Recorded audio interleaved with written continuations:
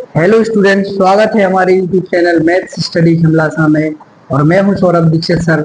आज हम लेकर आए हैं अध्याय 2 बहुपद, जो कि कक्षा 9वीं और 10वीं में कॉमन चैप्टर है। और इसका परिचय हम देखते हैं, क्योंकि कॉमन है दोनों में, 9वीं क्लास और 10वीं क्लास में दोनों का अध्याय नाम है बहुपद ये। तो इसमें आपके लिए क्या करना है, परिचय देखना है। तो इसके बाद प्रश्नावलियां रहेंगी, वो अलग अलग रहेंगी दोनों की, लेकिन जो परिचय है दोनों का सेम रहेगा, क्योंकि लगभग जो चीजें आपकी 9वीं क्लास में परिचय में है वही 10वीं में है। तो अपन आज देखेंगे बहुपद किसे कहते हैं, इसका परिचय क्या है। और आप लोगों ने पढ़ा होगा बहुपदों के बारे में।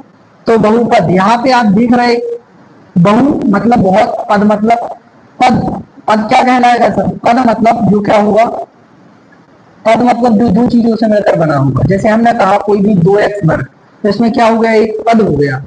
तो पद में हम क्या देख रहे हैं, दो चीजें इंक्लूड हो गई इसमें। एक तो हो गई क्या, संख्या है, और एक क्या है, एक्स वाई जेड। तो आप क्या देख रहे हैं यहाँ पे, जो संख्या है वो हो जाएगी यहाँ पे अचर। कौन सा पद हो जाएगा, अचर। तो जो एक्स वाई जेड रहेंगे वो क्या हो जाएंगे, यहाँ पे चर हो जाएंगे। तो हम कह सकते हैं कि जो पद होंगे वो चर और अचर से मिलकर बने होते हैं। तो यहाँ पे कुछ चीजें देख रहे हैं। एक सबसे पहले है परिभाषा। क्या है सबसे पहले, परिभाषा है।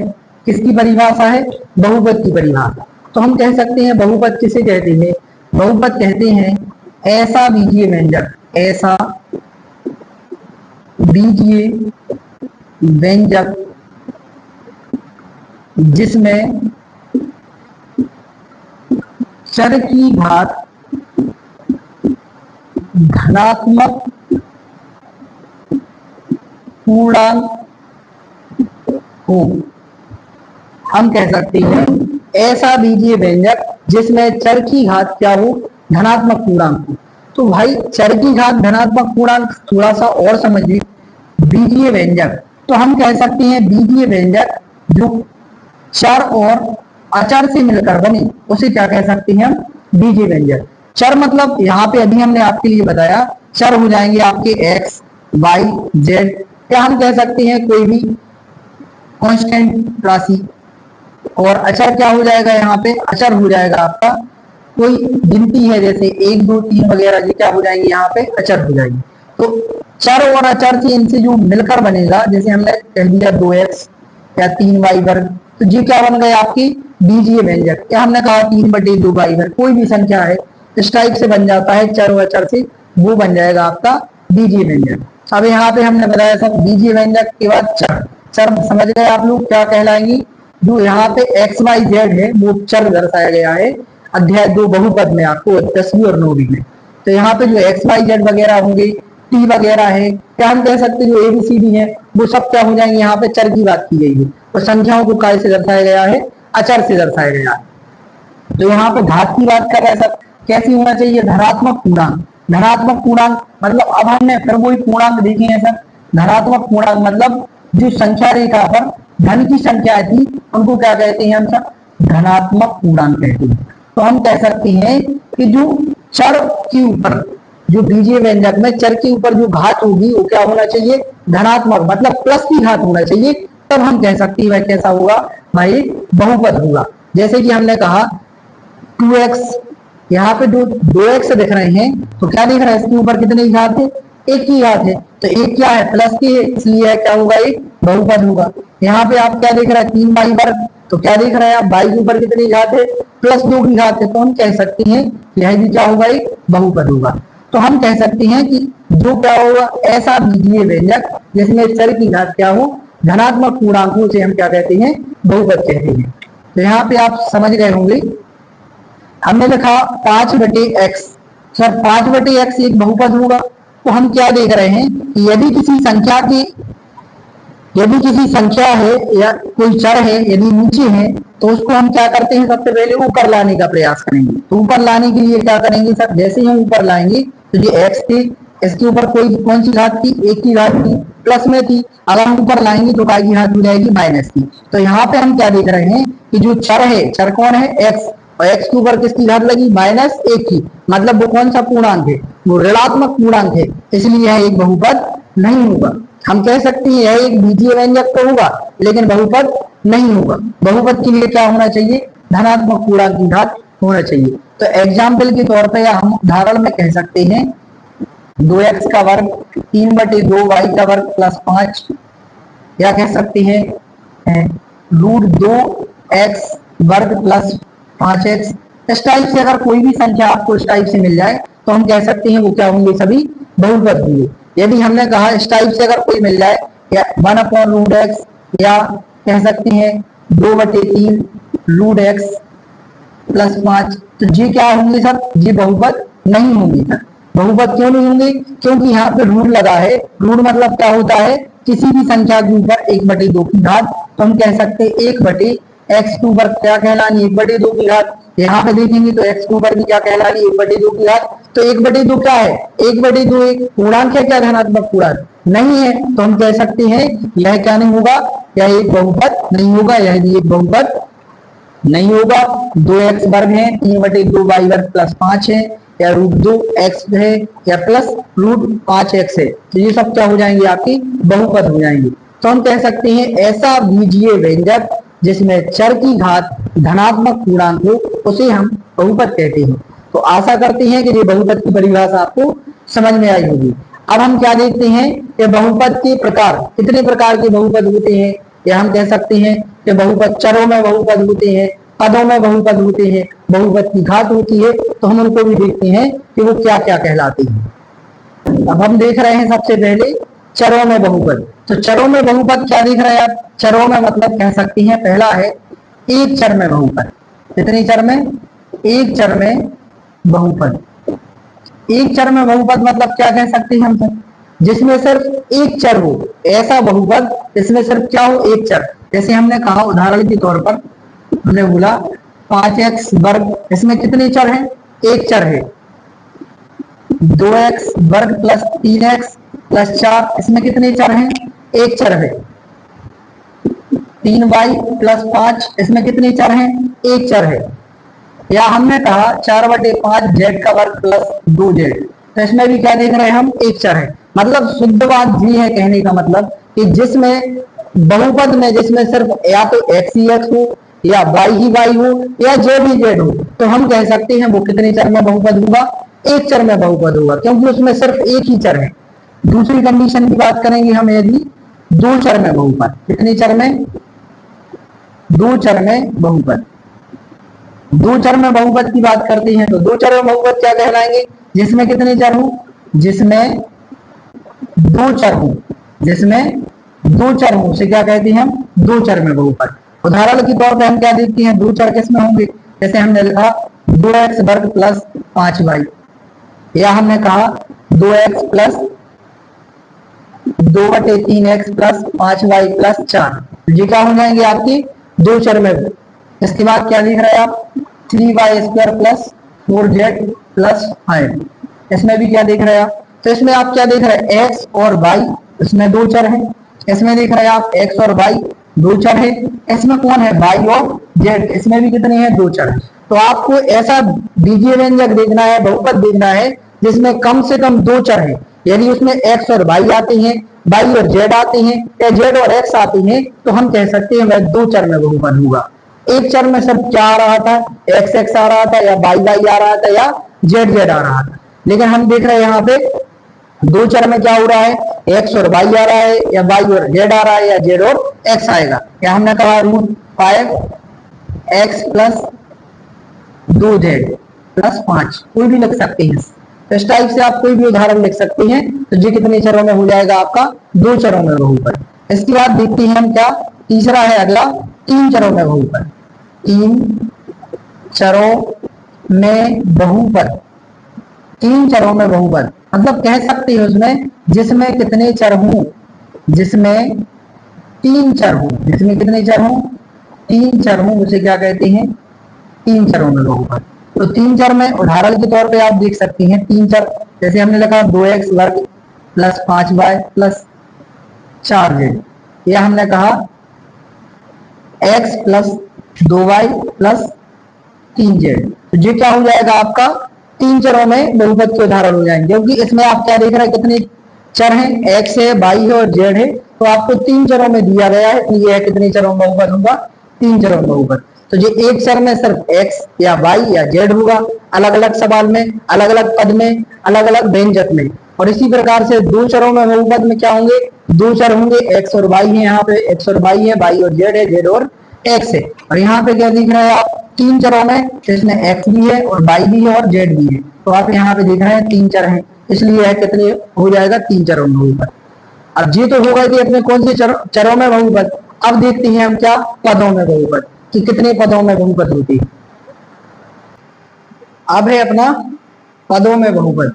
पदों में बहुपद क्या होता है, इसमें भी वही होती है जिस प्रकार से चरों में बहुपद होती है, उसी प्रकार पहला हो जाएगा एक पद में बहुपद। एक पद में, एक पद में बहुपद।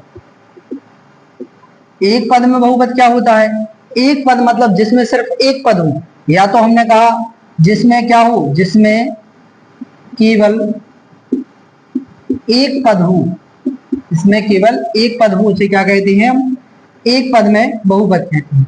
उदाहरण के तौर पे देखें, एक पद मतलब कह सकते हैं, जैसे हमने लिख दिया 2x, या हमने लिख दिया 5/3z, या 2y वर्ग, या 5/√5x वर्ग। तो हम क्या देख रहे हैं इनमें, सिर्फ जिसमें एक पद हो, या तो वो x में होगा या y में होगा या z में होगा, उससे मतलब नहीं है, हमें सिर्फ देखना है, सिर्फ 2x लिखे अकेले तो वो क्या है, इसमें सिर्फ एक पद है, जिसमें कोई माइनस या प्लस ना लगा हो, हम कह सकते हैं वो एक पद हो जाएगा। 5/3z क्या हो जाएगा, एक पद है, 2y वर्ग क्या है, एक पद है, और √5x वर्ग क्या है, एक पद है। तो जिसमें केवल एक पद होगा उसमें क्या हो जाएगा, एक पद बहुपद हो जाएगा, या एक पद में बहुपद हो जाएगा। इसके बाद देखते हैं हम क्या, दो पदों में बहुपद। दो पदों में बहुपद, पद कब बनेंगे, पद जब बनेंगे जब उसके बीच में कोई माइनस या प्लस लगेगा। तो दो पदों में बहुपद क्या हो जाएगा, जिसमें केवल कितने पद हो, केवल दो पद हो, जिसमें केवल दो पद हो, हम कह सकते हैं वो क्या हो जाएगा आपका, दो पदों में बहुपद हो जाएगा। जैसे कि हमने कहा, अब हम क्या कह रहे हैं, 2x + 5, तो इसमें कितने पद हो गए, एक पद हो गया 2x और एक पद हो गया 5, क्योंकि अभी हमने पद में आपके लिए बताया था पद क्या होगा, जैसे कि कोई भी 2x वर्ग था तो यहाँ पे अचर हो गया था जी, और x वर्ग क्या हो गया था, चर हो गया था। तो यहाँ पे एक 2x वर्ग क्या था, एक पद था, तो यहाँ पे पद क्या हो जाएगा, जो गुणा में या भाग में होगा तो वो पद हो जाएगा। लेकिन यहाँ पे प्लस बीच में अगर माइनस लग गया तो फिर वो अलग अलग पद हो जाएंगे। तो यहाँ पे 2x एक पद हो गया और 5 क्या हो गया, एक पद हो गया। तो क्या कह सकते हैं कि 2x + 5 में कितने पद हो गए, दो पद हो गए। तो यहाँ पे अपन और देखते हैं उदाहरण, 5/3 z का वर्ग प्लस 2z, तो यह भी कितने पदों में हो गया, दो पदों में हो गया। इसी प्रकार √2y वर्ग प्लस √2y वर्ग + 3, तो यह भी कितने पदों में हो गया, दो पद में। क्योंकि हम क्या देख रहे हैं, इनके बीच में प्लस या माइनस लगे हैं, तो हम कह सकते हैं कितने पदों में होगा, दो पदों में होगा। तो ये हो जाएगा आपका दो पदों में बहुपद। तो दो पदों में सिर्फ दो पद देखना है कि कितने पद है उसमें। अगर हम बात करें तीसरी अगले की, तो अगला है तीन पदों में बहुपद। तीन पदों में बहुपद, तो तीन पदों में बहुपद की हम बात करेंगे जिसमें कितने पद हो, हम कह सकते हैं जिसमें कितने पद हो, जिसमें तीन पद हो, जिसमें केवल कितने पद हो, जिसमें केवल तीन पद हो, जिसमें केवल कितने पद हो, तीन पद हो, तो कह सकते हैं वो कितने पदों में बहुपद होगा, तीन पदों में। उदाहरण के तौर पे हम लिख सकते हैं 2x वर्ग + 5x - 3। तो हम क्या देख रहे हैं यहाँ पे, 2x वर्ग + 5x - 3 में इसमें 2x वर्ग एक पद है, 5x एक पद है और -3 एक पद है। तो हम क्या देख रहे हैं, एक अलग अलग पद है, तो इसमें कितने पद हैं, तीन पद है। इसी प्रकार कोई भी लिख सकते हैं, 3/2x³ + 5x² + 2x, तो ये कितने हो गए, यहाँ पे तीन पद हो गए। या जेड में लिखना है तो आप 5y का वर्ग + 2z + x, तो ये भी कितने पदों में है, तीन पदों में है। क्योंकि हमें सिर्फ इसमें क्या देखना था, पद गिनना था, हम चर की बात नहीं कर रहे। यदि हम बात करें पदों की, तो पदों में सिर्फ पद गिनना है कितने पद है, तो इसमें एक पद, दो पद, तीन पद, इसमें भी कितने हैं, एक पद, दो पद, तीन पद, और इसमें एक, दो और तीन पद है। तो यदि हम बात करें पदों में बहुपद तो इस प्रकार से हो जाएगी। तो आशा कर रहे हैं कि आप लोगों के लिए ये समझ में आ रहे होंगे कि एक चर में बहुपद मतलब एक चर होगा, दो चर में दो चर होंगे और तीन चरों में कितने चर होंगे, तीन चर होंगे, तीन पद में तीन पद होंगे। तो आप क्या देख रहे हैं यहाँ पे, पद में देख रहे थे। अब अगर बात करें हम चरों में, तो इसी को, तो यह कितने चर में है, एक चर में, यह भी एक चर में है, यह भी एक चर में, यह भी एक चर में। लेकिन यहाँ देखें तो जे एक चर में, जे एक चर में, ये कितने चरों में बहुपद होगा, ये तीन चरों में बहुपद होगा, क्योंकि इसमें x भी है और इसमें y भी है और इसमें z भी है। तो यह तीन चरों में होगा। कितने पदों में होगा, तीन पदों में होगा। तो आशा करते हैं कि जी आपको पदों में बहुपद भी समझ में आए होंगे और चरों में बहुपद आएंगे। अब देखते हैं हम क्या, बहुपद की घात, बहुपद की घात, बहुपद के गुणांक क्या कहलाते हैं। अब है बहुपद की घात। बहुपद की घात किसे कहते हैं, हम लिखेंगे परिभाषा, बहुपद की सबसे बड़ी घात को बहुपद की घात कहते हैं। हम कह सकते हैं कि बहुपद की जो सबसे बड़ी घात होगी, कौन सी घात बोल रहे हैं हम सब, सबसे बड़ी घात होगी जिस बहुपद की, वो ही बहुपद की क्या कहलाएगी, घात कहलाएगी। उदाहरण के तौर पे हम देखेंगे, कोई भी एक बहुपद ले लिया, 5x³ + 3 2x - 3। तो आप क्या देख रहे हैं, यह एक बहुपद हो गया। अब हम पूछेंगे आपसे यह कितने चरों में बहुपद है, तो आप क्या देख रहे हैं, x और x है सिर्फ, तो कितने चरों में, एक चर में बहुपद हो गया। अगर हम बात करेंगे यह कितने पदों में हो गया, तो 1 2 और 3, तो 3 पदों में हो गया। अगर अब बात करें हम बहुपद की घात की, तो हम क्या देख रहे हैं यहाँ पे, इसमें एक की घात है, इसमें 3 की घात लगी है। तो यहाँ पे सबसे बड़ी घात कितने की है, इसमें चर की घात, बहुपद की सबसे बड़ी घात को बहुपद की घात कहते हैं। तो इस बहुपद में जो चर की घात है कितनी है, सबसे बड़ी 3 की घात है। तो हम कह सकते हैं कि इसमें क्या होगा सर, बहुपद की घात कितनी होगी, बहुपद की घात 3 होगी। कितनी होगी, 3 होगी। तो इसमें इस टाइप से हम कह सकते हैं कि जो बहुपद की घात होगी वो इसमें 3 होगी। इस प्रकार से और भी सवाल आएंगे जिसमें 2 की घात भी होगी बहुपद की, 3 की भी होगी, 1 की भी होगी। तो अब बहुपद की घात के बाद अब पहला देखते हैं हम इसमें रैखिक बहुपद। कौन सा बहुपद देखते हैं, रैखिक बहुपद। तो हम इसकी परिभाषा क्या लिखेंगे रैखिक बहुपद की, घात एक वाले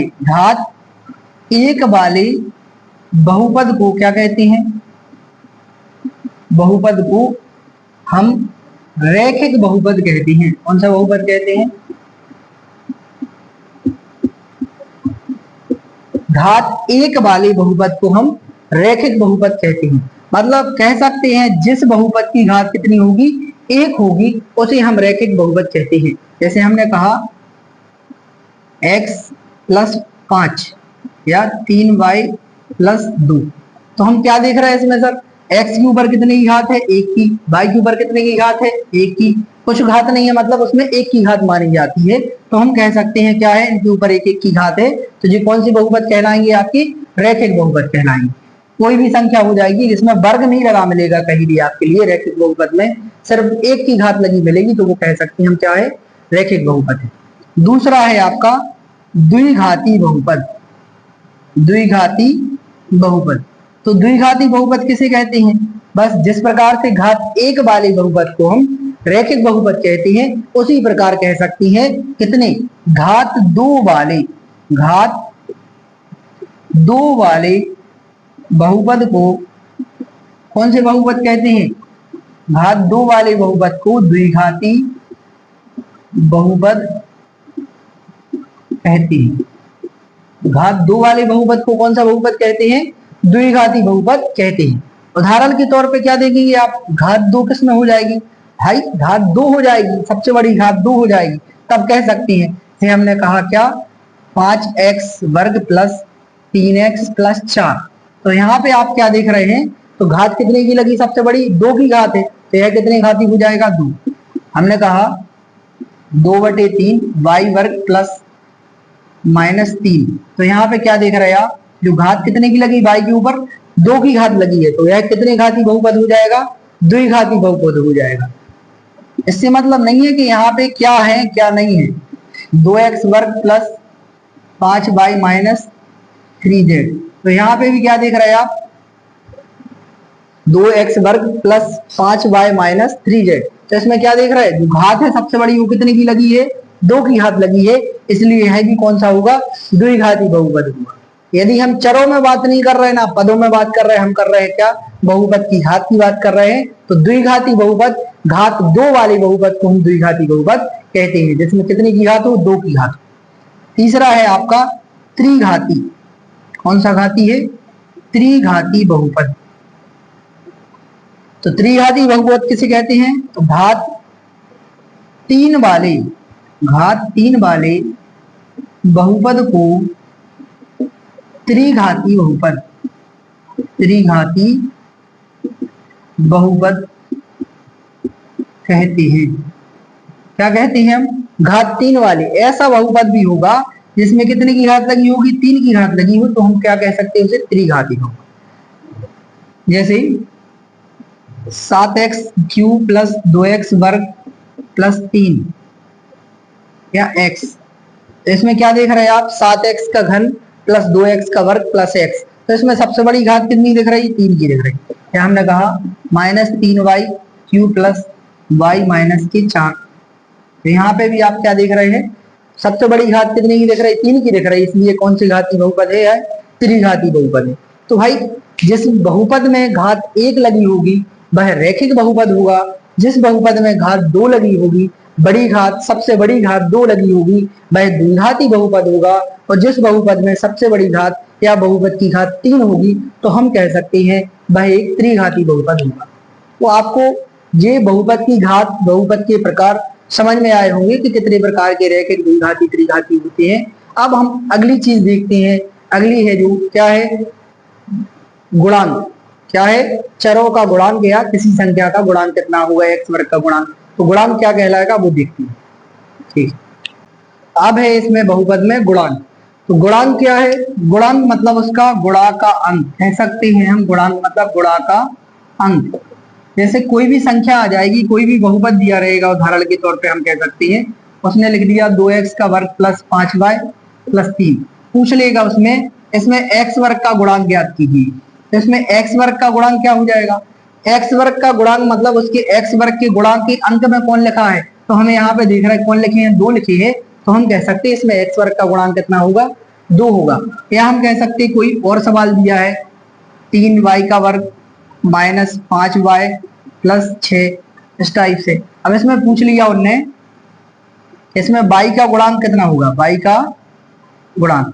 तो y का गुणांक कितना हो जाएगा, y का गुणांक मतलब इसके y के गुणा के अंक में कौन लिखा है, तो y के गुणा के अंक में लिखे हैं -5। चिन्ह भी लिखना है, ऐसा नहीं है कि चिन्ह को छोड़ देना है, -5। इसी प्रकार कोई भी संख्या और कह सकते हैं 2 pi plus 5, 2 pi by square plus 3y plus 4। तो इसमें क्या देख रहा है, क्या पूछ रहे हैं यदि कि y वर्ग का गुणांक कितना होगा, y वर्ग का गुणांक कितना होगा। तो इसमें y वर्ग का गुणांक कितना हो जाएगा, y वर्ग के गुणा के अंक में कौन लिखे देख रहे हैं आप, 2 पाई। तो हम कह सकते हैं कि इसका गुणांक कितना हो जाएगा, 2 पाई। मतलब कोई भी संख्या, किसी भी कोई भी बहुपद दिया रहेगा, बीजगणित दिया रहेगा, यदि उसमें गुणांक पूछ रहे तो उसके गुणांक देख लेंगे। या तो x का पूछेंगे, या y का पूछेंगे, या z का पूछेंगे, किसी भी चर का पूछ लेंगे, तो आप गुणांक उसका बता सकती हैं कि इसमें कौन सा गुणांक होगा। इसमें यदि y का पूछ लेते तो y का गुणांक कितना हो जाता, 5 हो जाता। यहाँ y वर्ग का गुणांक कितना हो जाता, 3 हो जाता। यहाँ पे y का गुणांक कितना हो जाता, 3 हो जाता। लेकिन y वर्ग का गुणांक पूछ रहे तो इसमें कितना हो जाएगा, 2 पाई हो जाएगा। तो ये आपकी बहुपद जो कक्षा 9वीं और 10वीं के अध्याय 2 का नाम था। तो परिचय में आप लोगों के लिए ये चीजें सब बताई गई हैं। इसके बाद जैसे 10वीं क्लास में अलग है, बहुपद के बाद भी कुछ चीजें ऐसी हैं, जैसे बहुपद का द्विघाती बहुपद का जो व्यापक रूप वगैरह है, तो वो हो जाएगा अलग। तो जैसे द्विघाती बहुपद क्या कहलाएगा, द्विघाती बहुपद। तो अभी हमने लिखा था रैखिक बहुपद भी लिखे थे, द्विघाती भी लिखे थे और त्रिघाती भी लिखे थे। तो इनके थोड़े से व्यापक रूप और देख लो आप। व्यापक रूप मतलब क्या कह सकते हैं, व्यापक रूप मतलब जो नकली सवाल टाइप के होते हैं, कि सवाल आपको इस टाइप से मिलेंगे, वो कहलाएंगे इनके व्यापक रूप। तो रैखिक बहुपद जो होगा वो होगा आपको ax प्लस b के रूप में। तो रैखिक बहुपद का क्या, ये क्या है, व्यापक रूप। कौन से रूप है, व्यापक रूप। तो व्यापक रूप, रैखिक बहुपद का व्यापक रूप होगा ax प्लस b। तो हम इसमें क्या देख रहे हैं, इसमें x के ऊपर कितनी की घात है, चर की घात कितनी है, 1 है, इसलिए है कौन सा है, रैखिक बहुपद। द्विघाती बहुपद का व्यापक रूप हो जाएगा ax वर्ग प्लस bx प्लस c, ये हो जाएगा आपका द्विघाती बहुपद का व्यापक रूप।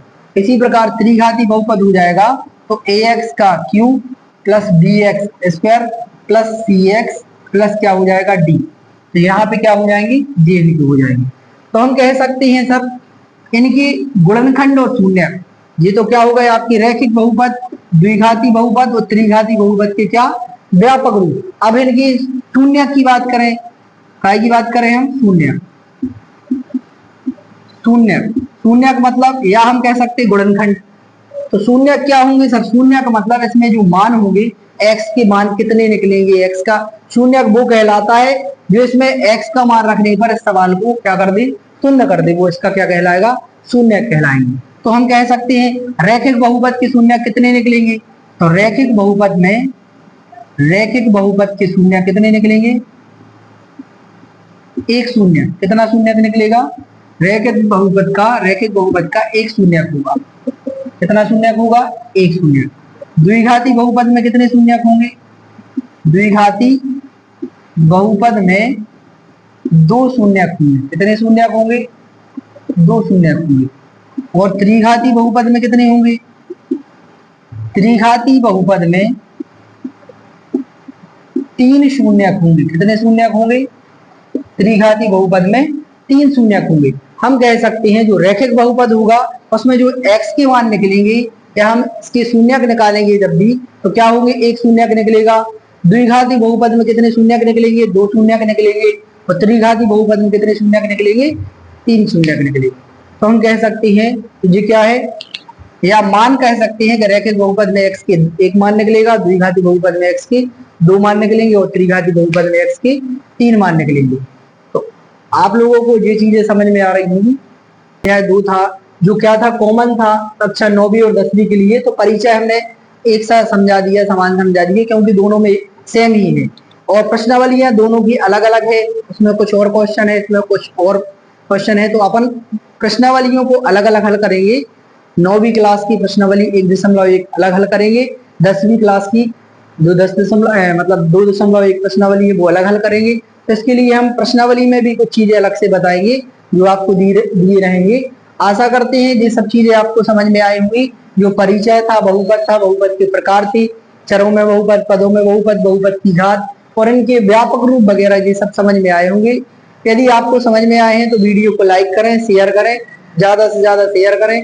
और कोई प्रकार की समस्या है तो आप कमेंट में जरूर बताएं और हमारे चैनल मैथ्स स्टडी कैमलासा को सब्सक्राइब करें। तो अब मिलते हैं अगली वीडियो के साथ। अगली वीडियो में मिलेंगे अपन प्रश्नावली 2.1, कक्षा 9वीं की अलग बनेगी वीडियो और 10वीं की अलग बनेगी। तो आप प्रश्नावली 2.1 के साथ मिलते हैं। तब तक के लिए जय श्री राम, नमस्ते।